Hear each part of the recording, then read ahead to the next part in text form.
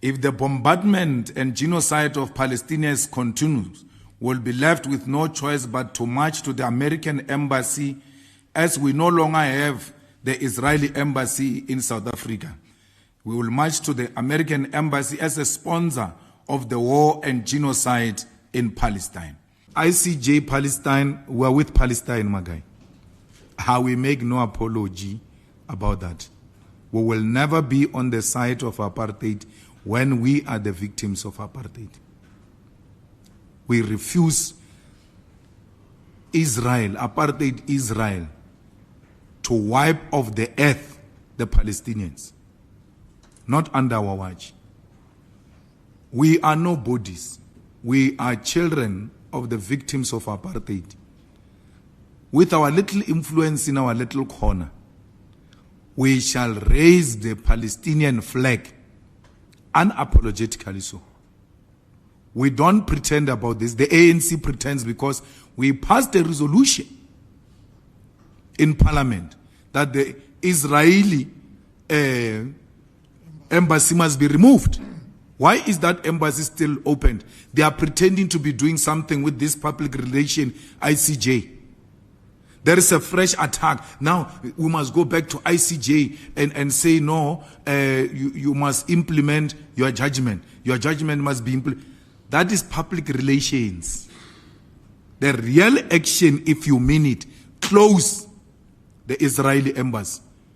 We are being mobilized here by the media and everyone else to concentrate on nonsense of ICJ. Let's close the Israeli embassy as agreed to by parliament.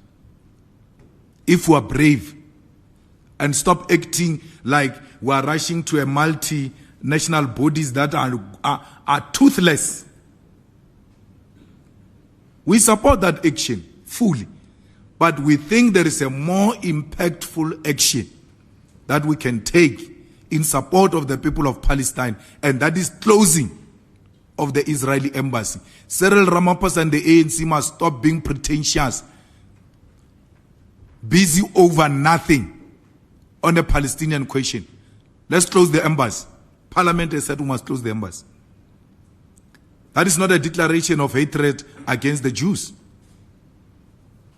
We never said we are fighting the Jews. We are fighting apartheid Israel. There's a difference. And we make no apology about that. My guy, why should we care about whether there will be retaliation from the West? We are engaged in a struggle against imperialism and colonialism.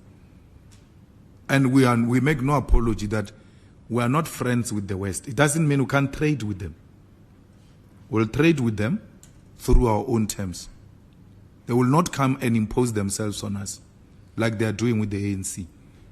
We are not part of CODESA. We've never had a facilitation between the Boers and the owners of the means of production here in South Africa and the ANC that was facilitated by Britain and all of that. This democracy came because the Oppenheimers left the country to go and meet the ANC in exile and said to the ANC, we are going to tell the National Party to end apartheid, and you are going to come back and govern, and you govern business as usual. Nothing changes. The ANC said yes.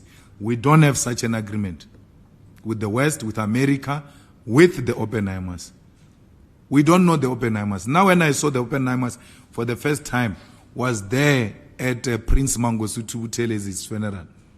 I was like, this guy is a big guy. Even the Oppenheimers get out of their house to come and bury him. And the way they were so in charge, they were not sitting down in a funeral. They were going up and down. O gotta get weight so. Ke re magwa a o emema ke bo mang.